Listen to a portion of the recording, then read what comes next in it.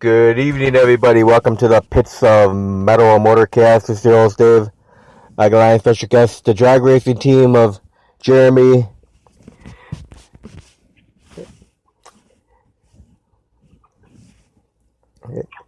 and Don Marie Wells. Sorry about that.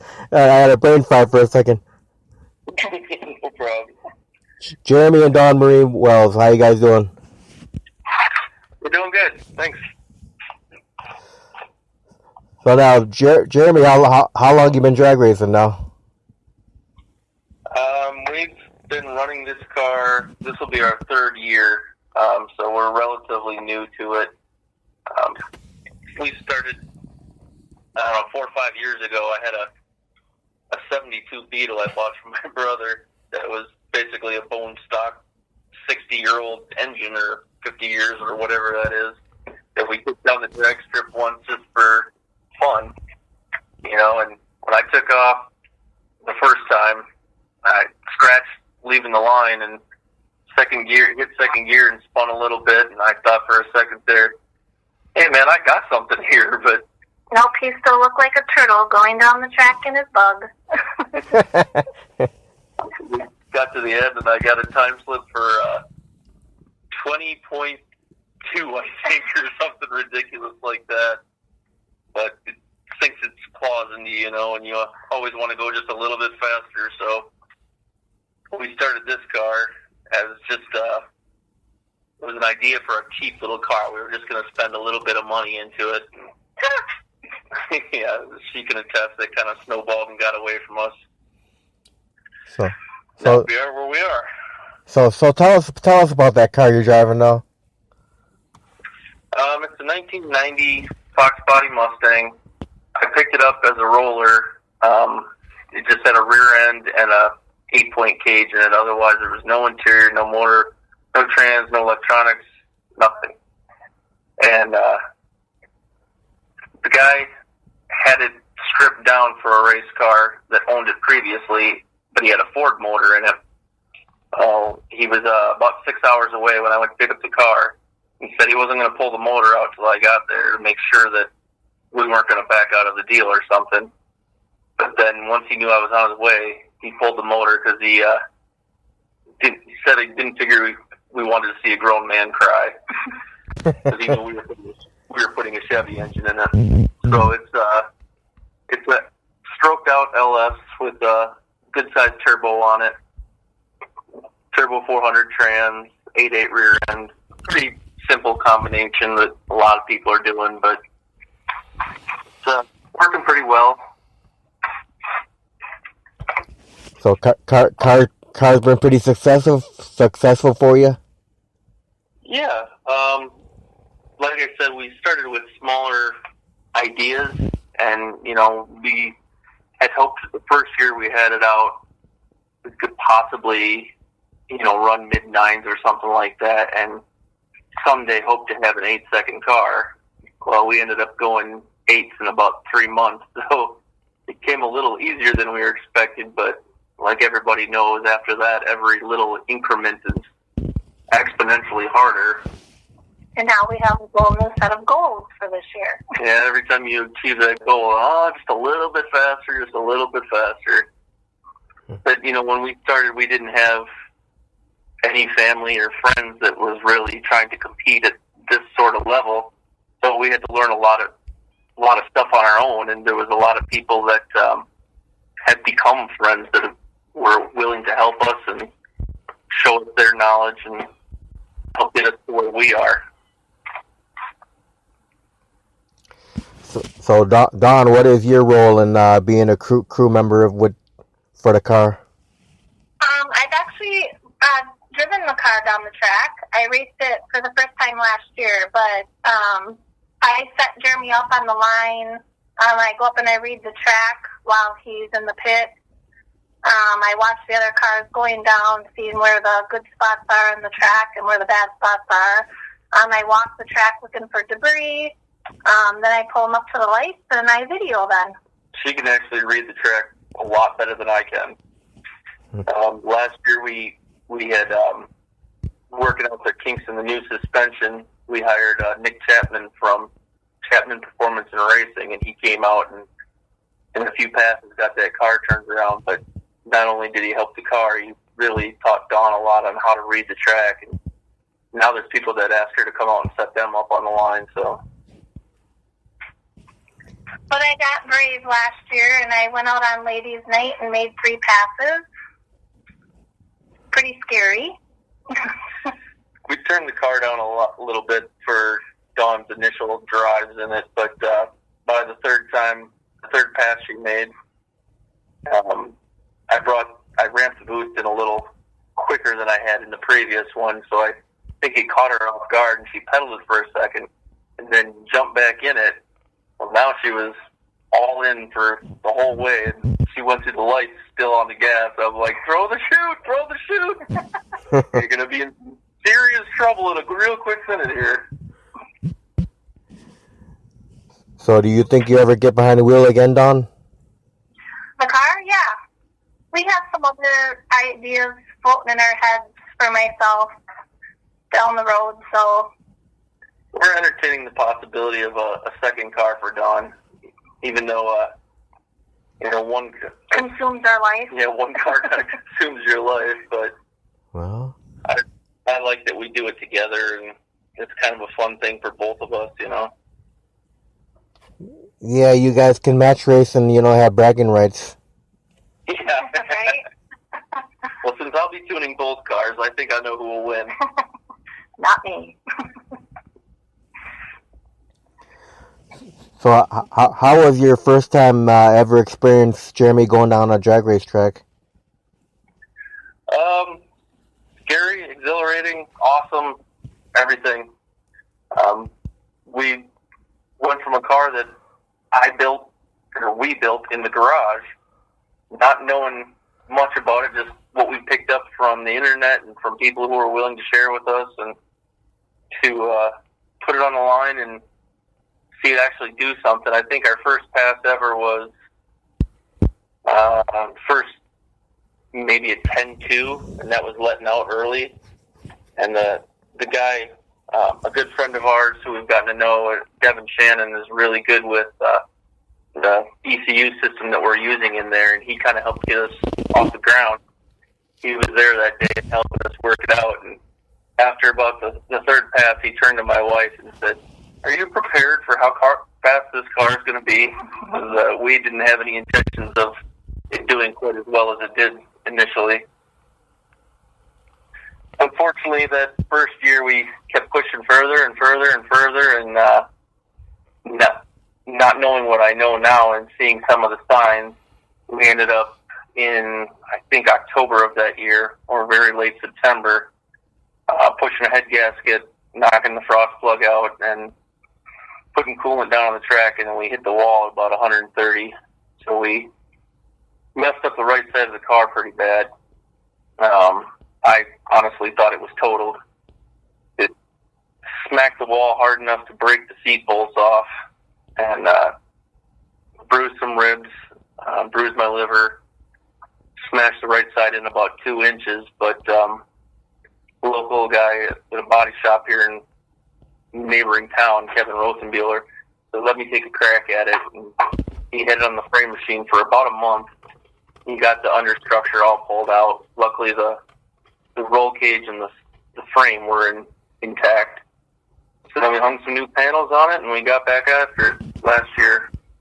And we had a great company in New Glarus called Rectify that sponsored us and repainted it then for us. Nice. Yeah.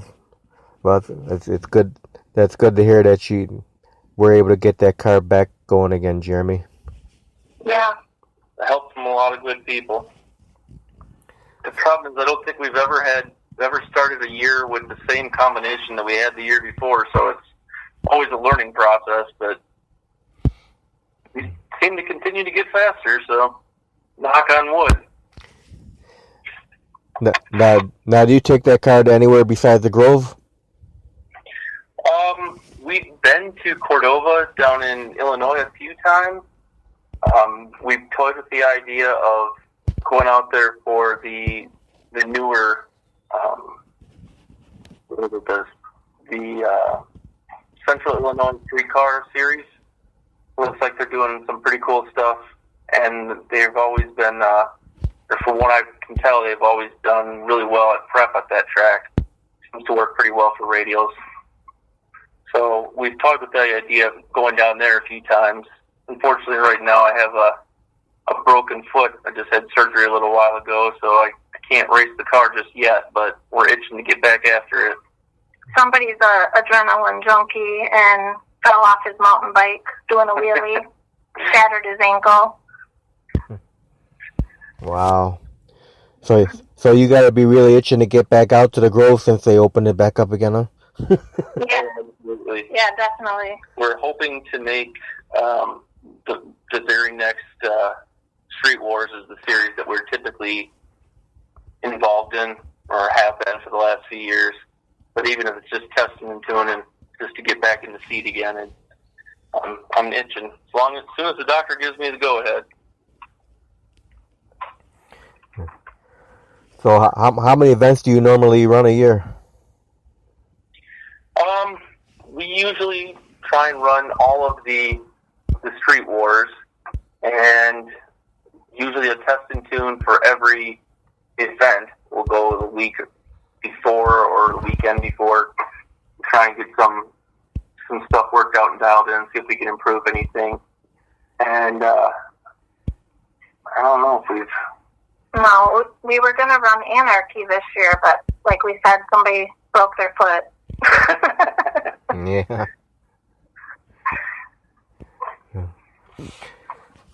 We'd like to step it up, but there's also other interests that we have too. You know, going camping, and we have the kids, and finding time for everything is tough some days. But getting to the track is something we definitely enjoy. We've made a lot of really good friends there.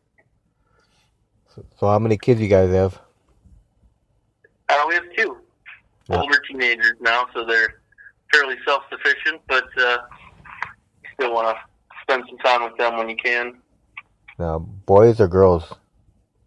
I have a son named Cole and a daughter named Alexis. And how old are they? Cole is just turned 20, and my youngest daughter, just graduated high school. Now, do they like drag racing? They like the atmosphere. They like going to the track. I don't know if it's something that they'll ever pick up themselves. It's in their DNA, but you know, whatever blows their hair back, I guess. Yeah. So now, since you've been drag racing for these few years, have you reached any milestones? Yeah, we've we keep resetting the ET that we'd like to get to. The next goal that we'd like to really achieve is a very reliably driven 7-second car, something that we can pull the parachute off, hook the little trailer to, and throw some tools and tires and fuel in it. And we're about 2 hours from Union Grove, so we can drive it 2 hours there, run a 7, switch tires back, and drive it 2 hours home. I'm a pretty satisfied guy, at least for a short term anyway.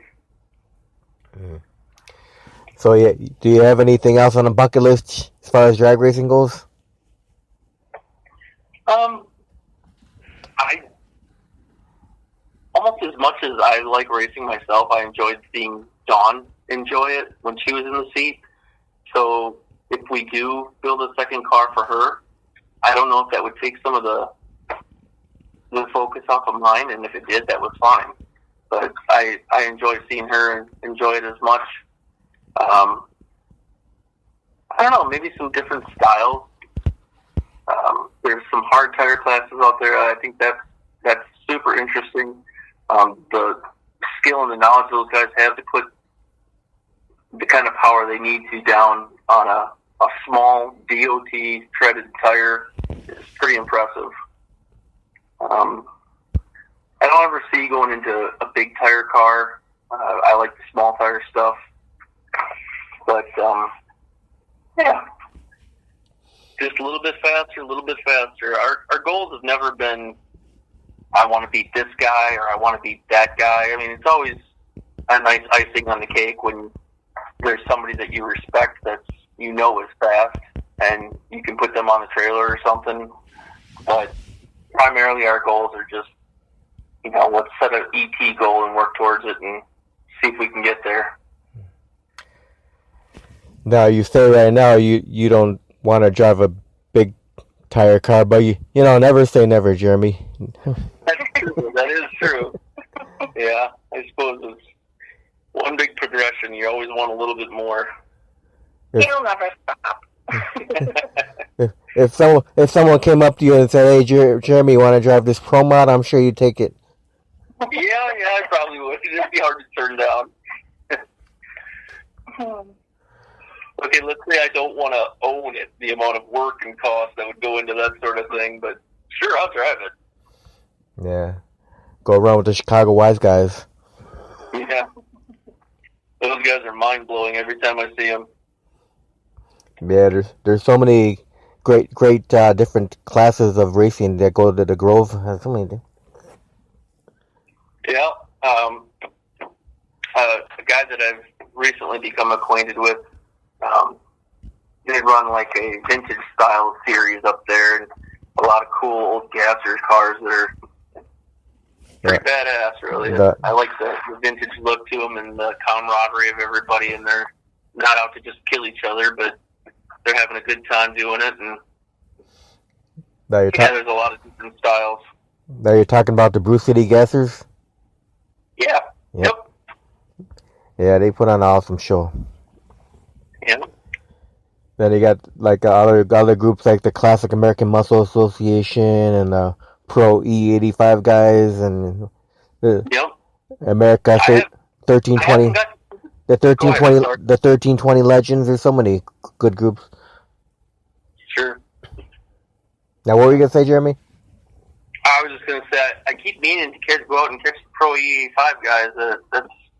That's what we run in our car, and I like the fuel, and it's been good for us. And they seem like they put on a heck of a good show. June 20th, get over there and watch them with the Wise guys at the Nitro Streetcar Brawl. Might have to do that. Yep, get out there, introduce yourself to them, start talking to them.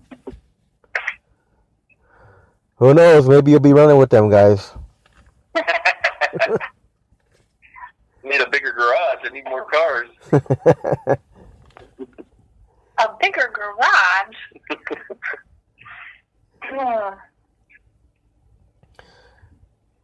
So you're the main mechanic for that car, right?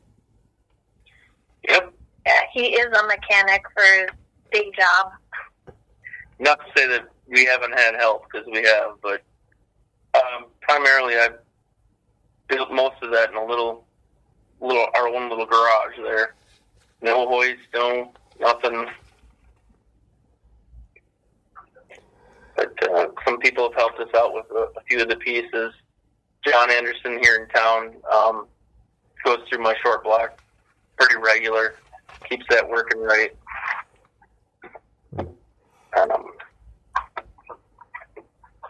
Like I say, Buck and Steve from Rectify, they repainted the car after we wrecked it. Devin Shannon's been great for all his tuning help. Another place, Kyle at Auto Clinic here in town, has helped us out whenever we needed it.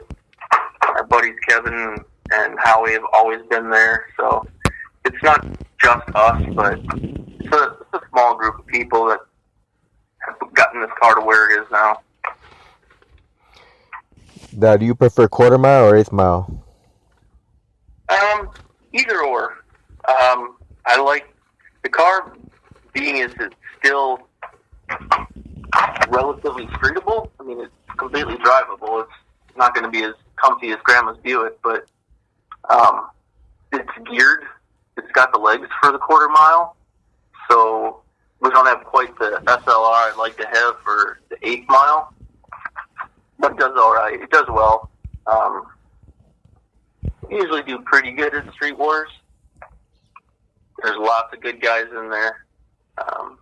but we're right in the mix with them usually. I don't mind the speed out to quarter mile.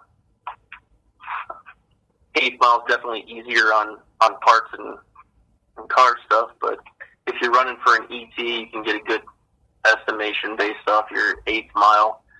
So no sense pushing it to the quarter until you know your eighth mile is there. He doesn't know how. What are you talking about? You don't know how to stop at the 8th mile. I'm constantly telling him, let off. He doesn't listen. He goes all the way through. And when it's really good, it feels good. Not when you're once on the starting line and your car's going.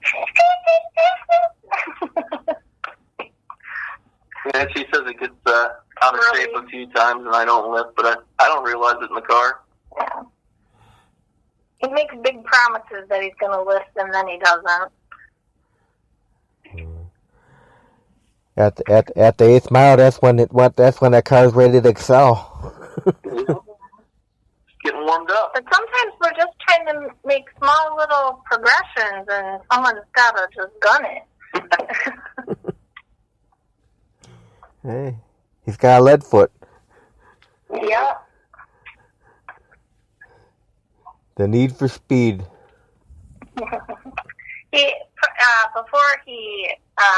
Years ago, he used to race other things, so it's like naturally flows through his blood. I used to race four-wheelers and four-wheel motocross and snowcross, and I got a couple of just car friends here that aren't competitive drag racers, and they don't understand. I don't understand why you gotta push it to that limit.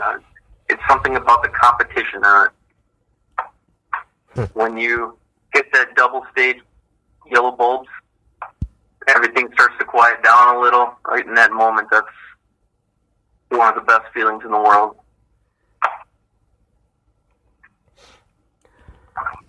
Now, when you get out there on the track, do you have any pre-race rituals or superstitions at all? My wife, gotta have her there. It feels weird to me if she's not.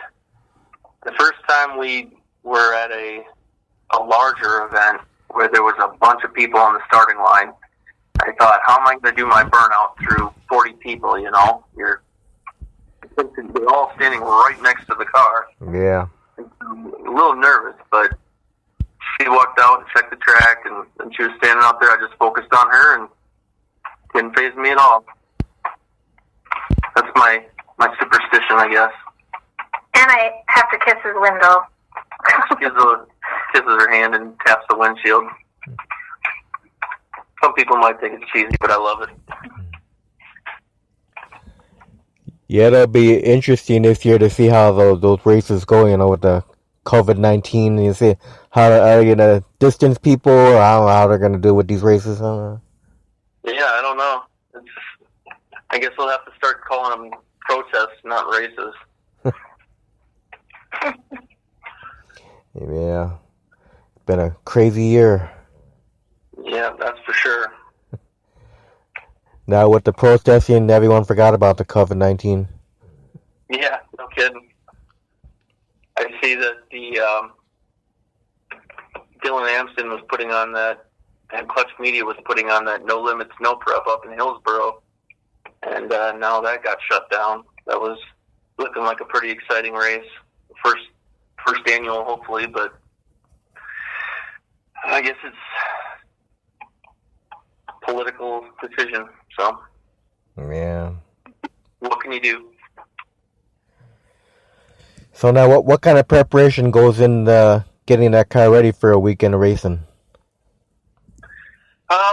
If it's been a little while, I usually go through and retorque the heads, set the valves, check the fluids. Every couple, I will change the trans fluid and the oil, engine oil. Check the suspension. I'd say every 2 races, I put it up on jack stands and go over every nut and bolt on the car. It's just a safety check that I feel, especially I suppose that before I'd hit the wall, I was starting to get complacent. I was taking things for granted, and after I hit the wall, it kind of knocked some sense into me that this is a real deal, and if you don't take it seriously, and things go horribly wrong, they may take you away in an ambulance. And so I'm pretty careful with setup on the car and safety. I'll go through my suspension adjustments again and my angles and check the tires, make sure that they're good for another weekend or whether they need to be replaced. Go through the electronics and pull all the logs from the last few runs and go over them and make sure there's nothing that stands out to me that needs to be addressed or is a red flag.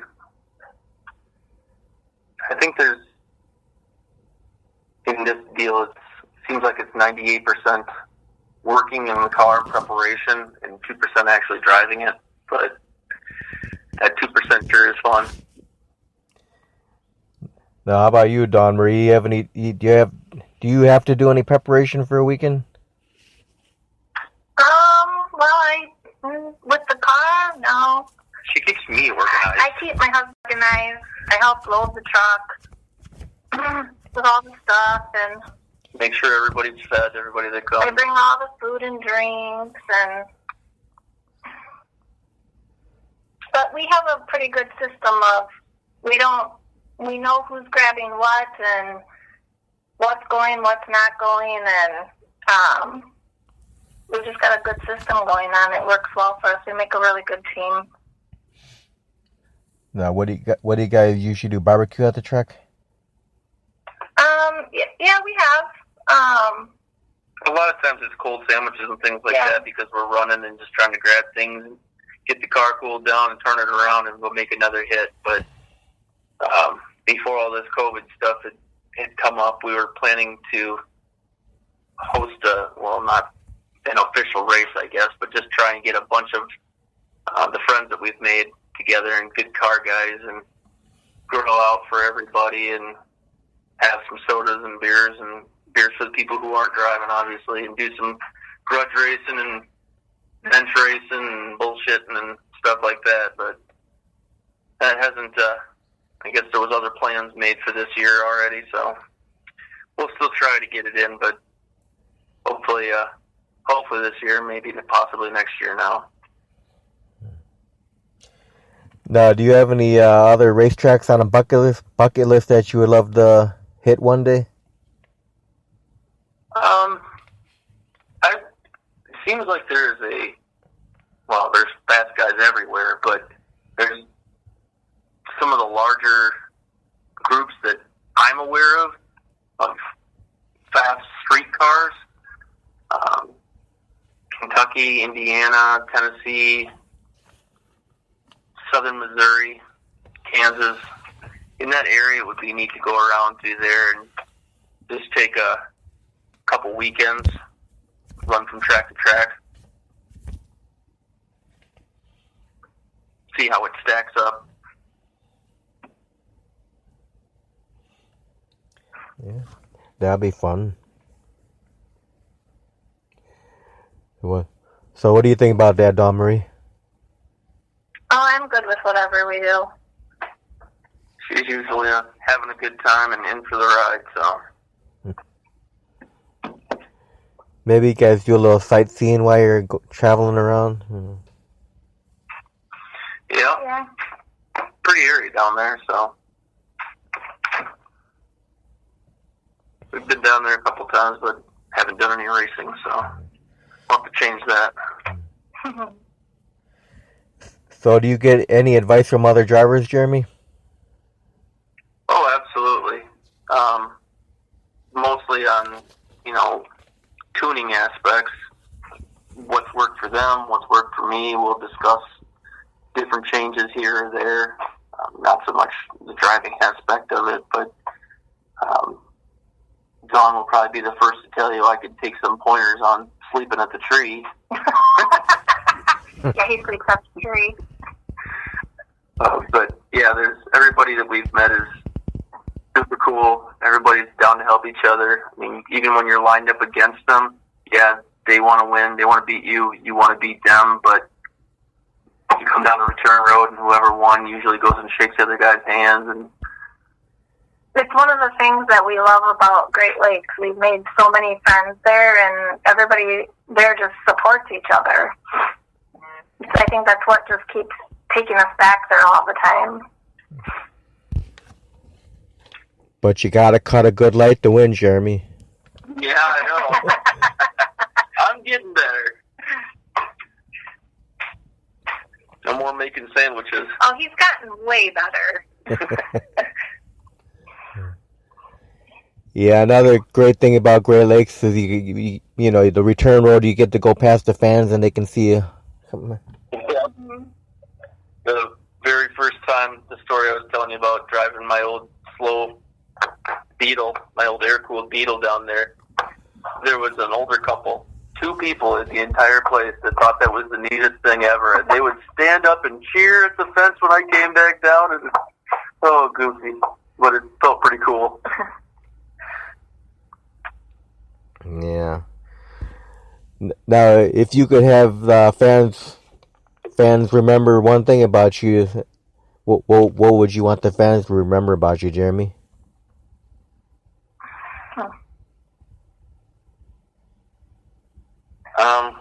I guess more than anything, I'd like them to think I'm a fair guy.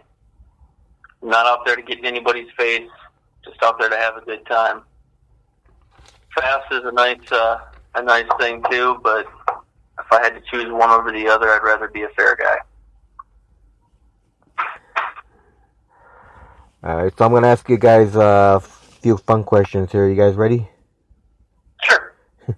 Now, do you guys have any hobbies outside of drag racing? Yeah.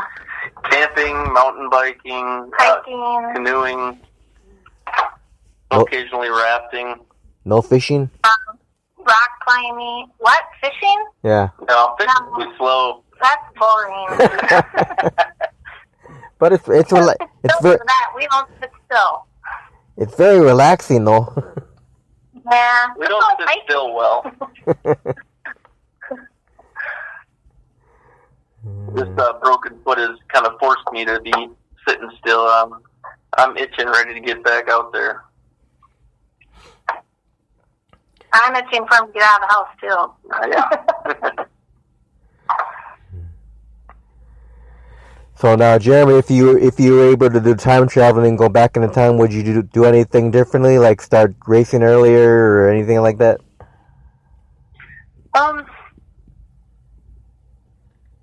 You know, I don't know if I would start at a different point, but I would do things as far as my build progression and the way I learned. I would do things differently. Obviously, you pick up things here and there as you go, but I've enjoyed the road I've been on, and I think if I'd been doing it much earlier, who knows if technology would be different. Turbo cars, fuel injection, progressive nitrous, suspension especially, all the leaps and bounds that have been made in the last, I can't even, in the last, let's say 5 years alone. If you had built a car 10 years ago, would it be competitive with today's cars for a class built car? I don't know. Now, if you two have any time to go on a vacation, what's your favorite vacation getaway? Oh, we go on vacation. We were supposed to go to New Orleans this year, but once again, that didn't pan out the way we had hoped to. And So we're going to do that next March instead. So we've been to Aruba, St. Martin, Punta Cana. very few of them have drag. I have to drag my husband to islands to get him to relax. All right, so both of you guys, what is your favorite food to eat? Favorite food? Italian. Cheeseburger. Now, do you cook, Dawn Marie? Oh my God, yes, I love to cook. Now, Jeremy, what's your favorite dish that she makes? Oh, she makes this meatloaf that's stuffed with cheese and then wrapped in bacon one way and then wrapped in bacon another way. It's probably a heart attack in a plate, but it is so good. Sounds awesome. Now, do you cook at all, Jeremy? Yeah, no. I burn water. He made me a meal once. He had like 4-foot flames coming off the stove. His garage, like my kitchen, to me is like his garage is to him. He don't want you in his garage, and I don't want you in my kitchen. Like I'll go in the garage, and like 4 hours later, he'll be like, "I can smell your perfume. Were you in the garage? What'd you do? What'd you get? What drawer were you in? What'd you pick up?" All right, now what are your guys' favorite beverages to drink? You can do it alcohol, non-alcohol, whatever. I mean. Miller Lite. I'm a simple, old-fashioned guy. For beer, Miller Lite, but we drink Mountain Dew and Dr. Pepper. Water. Yeah, that's all my wife drinks is Mountain Dew like crazy. Now, what are each of you guys' favorite movie of all time? Oh, boy. I have to go with Smokey and the Bandit. It's got to be right in there.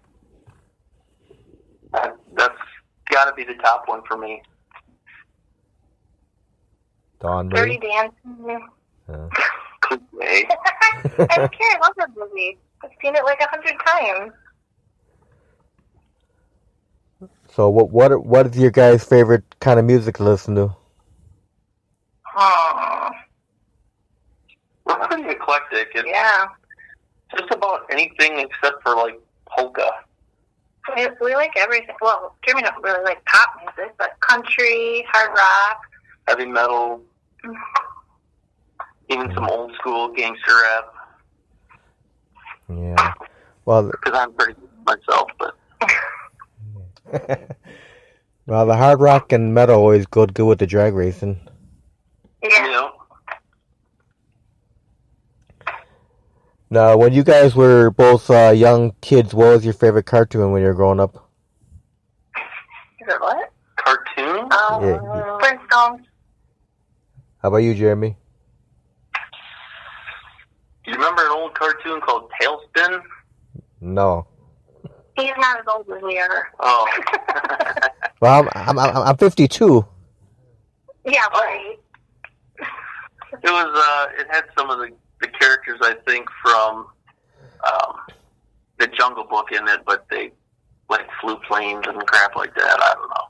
It used to be. It was on right when I got home from school. Yeah, I just hit 52 in April, so yeah. But I used to watch like the Looney Tunes and all that stuff.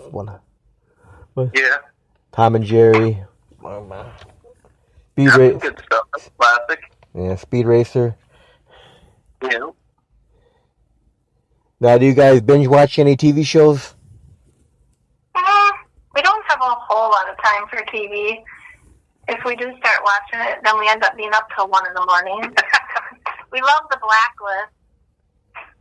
Blacklist. Yeah, usually late by the time we both sit down to watch anything, but with my leg, it's been a little more free time lately, so yeah, there's a couple of series, but I'm totally blanking on them. I love The Blacklist. Yeah, that was one. We're dying for the next season to come out. All right, Jeremy, what's been your most embarrassing moment on the track? My most embarrassing moment on the track. Hitting the wall wasn't very good. That was scary. It was embarrassing because I felt bad for everybody else who was lined up the mess I made out of the track. You know, Oh, yeah. you hate to be that guy that messes up the track for everybody. I did have. There was one race where I had a friend come in to stage the car for me because Dawn had just had knee surgery, and he had given me all this giving her all this advice that, yeah, he knew what he was doing, this and that. So I pull up to the line, and he dabs his foot out to find the pre-stage bulb beam, and then instead of pulling his foot back out of it, he continues to stand in it. So my pre-stage beam is now tripped.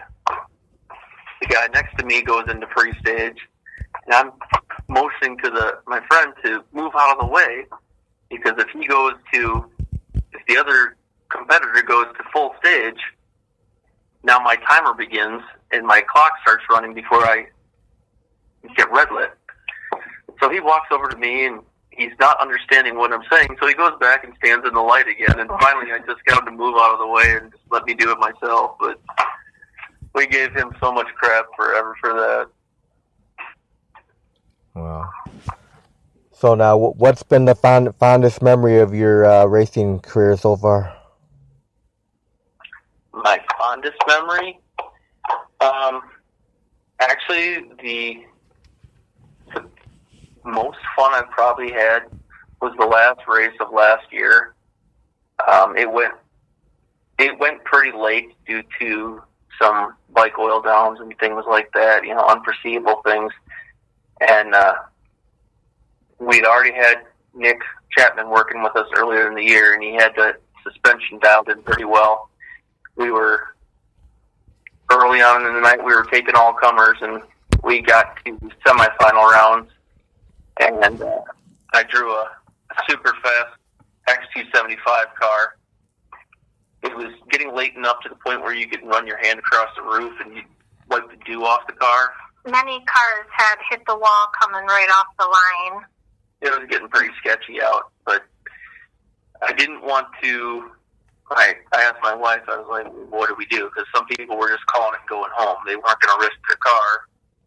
And that's honestly the smart play. If you're not willing to smash your car up. I think the only reason that we stayed and went through with the race was the guy that I had pulled. He was super fast car, well respected. I didn't want to pull out because I had drawn him or make it look like I had pulled out from him because I drawed him. And Nick came up to me and I said, what do you think about this? And he said, go kick his ass. So we went up there and we didn't beat him. It was close. It was a little over a car length, maybe right at the end. But at the 330, we were nose to nose, door to door. He had some more on the top end. It was a skate fest, but just being that close to a car that fast made me feel pretty impressed. And we got a lot of compliments on how awesome that car left. Wow, that's a neat little story there. Another day, another time, maybe we'd get him, but that's just icing on the cake if you beat somebody that you respect. Yeah.